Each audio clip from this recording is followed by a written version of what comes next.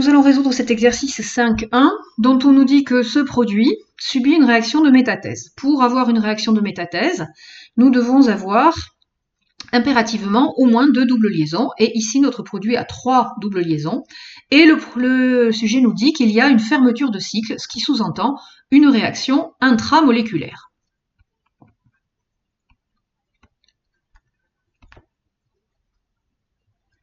Si nous analysons cette molécule, on constate que, en réalité, nous avons 2 solutions. Soit cette double liaison réagit avec celle-ci, soit cette double liaison réagit indifféremment avec celle-là ou celle-là, parce qu'il y a il y a un plan de symétrie ici par rapport à cette molécule, donc par rapport à cette double liaison, celle-ci et celle-ci sont équivalentes. Donc il y a 2 solutions, la réaction de cette double liaison avec celle-ci, et donc pour établir cette réaction, je propose la numérotation suivante, 1, 2, 3, 4, 5 et 6, où on envisagerait de rompre la liaison entre 1 et 2 et la liaison entre 5 et 6, de telle sorte que nous délivrerions le produit nous créerions ici une double liaison entre 1 et 6, c'est-à-dire la production d'éthylène, plus une double liaison entre 2 et 5, ce qui ferait ce que nous indique le sujet, c'est-à-dire un cycle à 4 centres que je dessine ici. Donc nous aurions ici l'atome de carbone numéro 3, le numéro 2 qui s'est doublement lié au carbone numéro 5 et le carbone numéro 4 ici, avec le reste de la molécule qui est resté intact.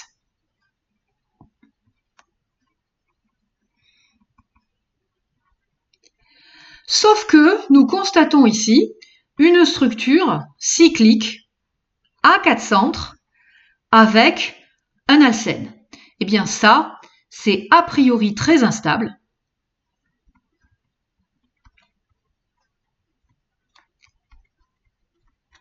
Et donc, cette transformation est a priori peu probable. Il y a de fortes chances pour que ceci ne soit pas obtenu et que donc ceci n'ait pas lieu.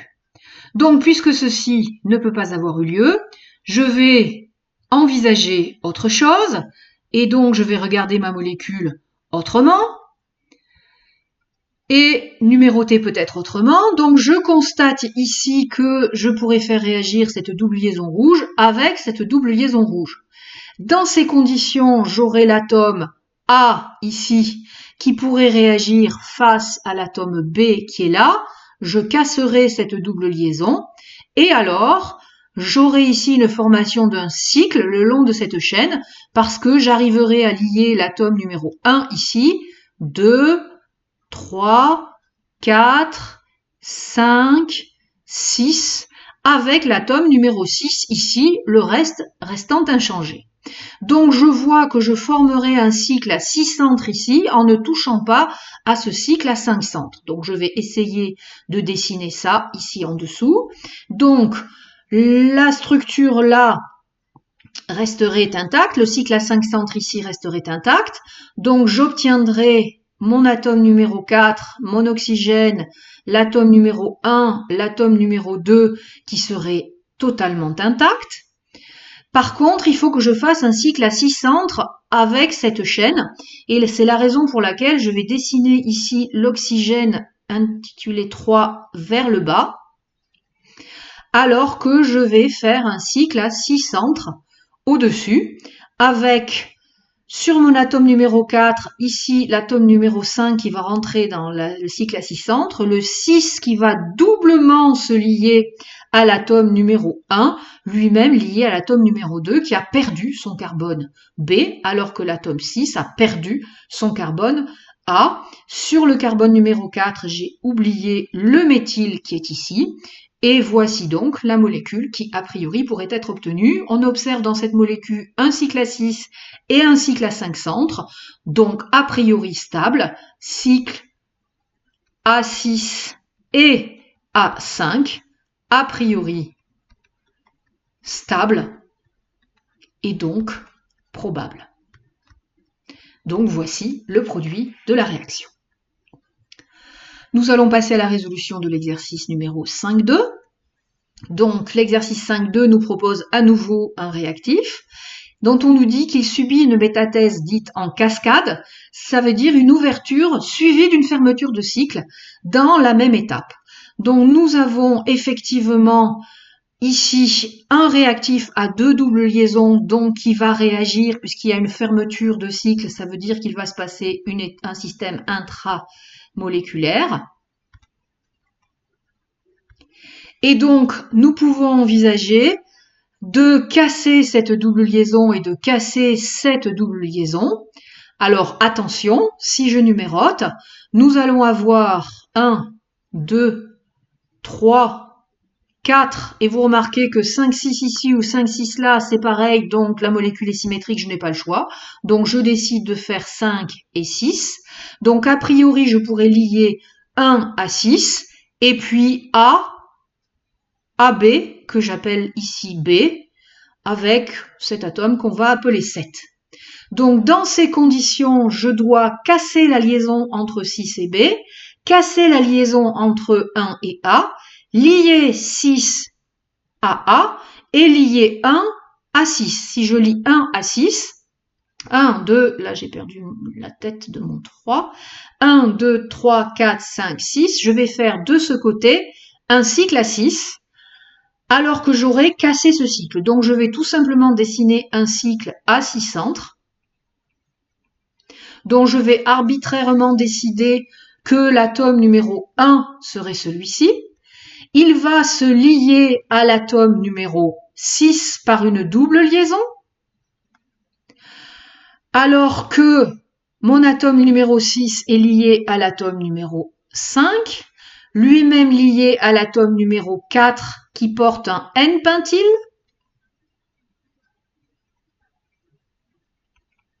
qui n'a pas été touché. L'atome numéro 4 est lié à l'atome d'oxygène numéro T3. L'atome d'oxygène numéro T3 est lié à l'atome numéro 2 qui reste lié à l'atome numéro 1. Donc nous avons bien un 4 lié à 5, à N-pentyl et à 3. Il nous manque 4 qui est aussi lié à l'atome numéro 7, lui-même lié à B,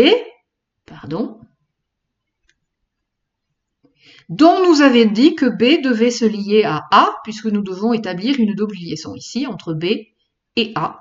Et donc nous avons créé ici une deuxième double liaison. Donc cette réaction de métathèse intramoléculaire avec ouverture du cycle à 5, fermeture d'un cycle à 6, et nous n'avons rien perdu, puisque nous avons produit ici une deuxième double liaison, alors que précédemment ici, j'avais oublié de le signaler, nous avions créé simultanément de l'éthylène. Nous pouvons passer à l'exercice 5.3.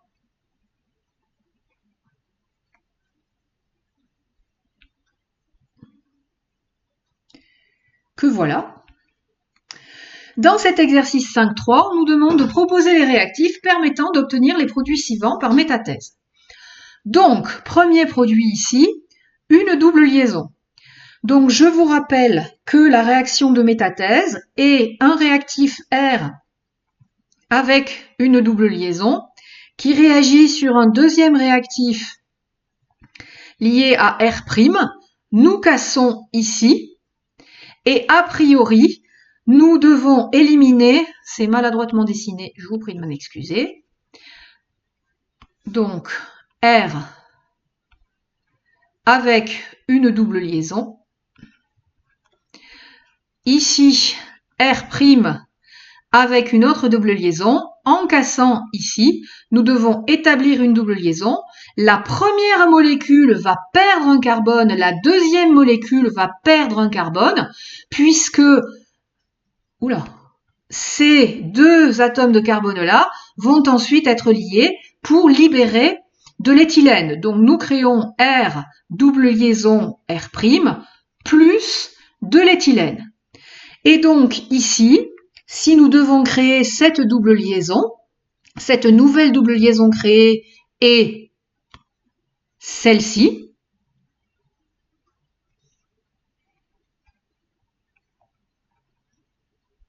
Et donc, à l'origine, sur le carbone ici, il devait y avoir un autre carbone, et sur le carbone qui est là, il devait y avoir un autre carbone.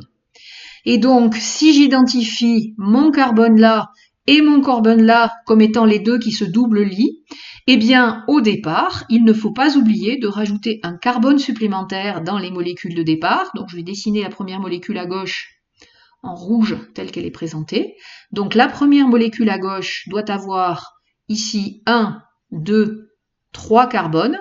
1, 2, 3 carbones.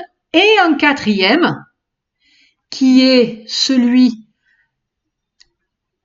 et un quatrième qui va être éliminé lors de la réaction de métathèse. Pour l'autre côté de la molécule, donc ici la molécule, le carbone numéro 3 est celui qui a le petit point là, l'autre côté de la molécule qui a été dessiné en bleu, eh bien je dois avoir le carbone ici qui a un point rouge, qui porte au départ un carbone supplémentaire, et ensuite je compte. Donc là j'ai 1, 2, 3, 4, 5, 6, 7, 8, 9, 10, 11. Là j'arrive à 11 carbones. Donc mon carbone numéro 1, il est ici. 2, 3, 4, 5, 6, 7, 8, 9, 10, 11 carbones. Oxygène, double liaison O, méthyle. Voici les deux molécules qui, en réagissant par métathèse l'une avec l'autre, pourront conduire au produit qui est mentionné ici, en libérant de l'éthylène. Grâce aux deux carbones supplémentaires que je marque ici d'une croix, que j'avais rajoutés. Ne jamais oublier que les molécules de départ, les réactifs de départ, doivent contenir 2 carbones de plus que la molécule finale, ces 2 carbones ayant été éliminés sous forme d'éthylène. Prioritairement, pour faire de la réaction de métathèse, si on vous demande 2 réactifs, choisissez des alcènes terminaux pour fabriquer l'alcène qui est ici. Donc on pratique exactement la même chose ici. Donc je vais identifier mes 2 carbones qui sont là et là. Je dois mentalement casser ça, et donc je dois partir d'une première molécule ici. Donc je vais effacer ce que j'ai écrit en dessous là. Donc je dois mentalement réécrire tout ceci, donc TBSO avec 1, 2, 3, 4, 5.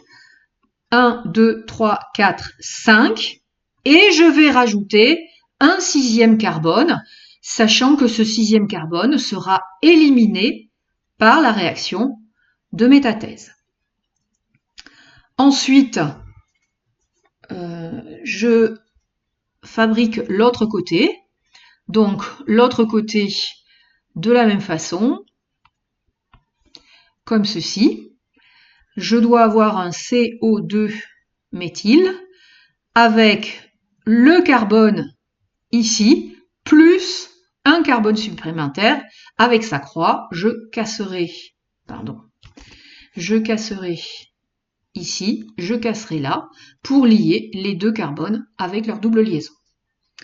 Je me permets de faire une interruption pour brancher mon ordinateur portable qui va bientôt rendre l'âme et retrouver de la luminosité à l'écran.